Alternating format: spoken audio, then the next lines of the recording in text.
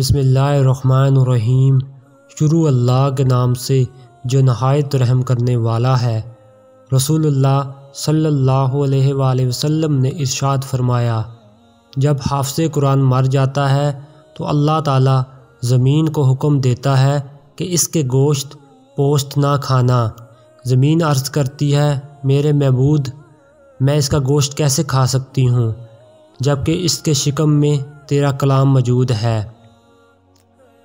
یعنی جب حافظ قرآن مر جاتا ہے تو اللہ تعالیٰ زمین کو حکم دے دیتا ہے کہ اس کو صحیح سلامت رکھنا، اس کے گوشت کو نہ کھانا۔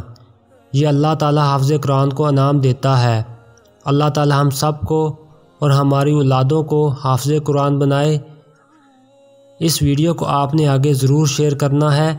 السلام علیکم ورحمۃ اللہ وبرکاتہ۔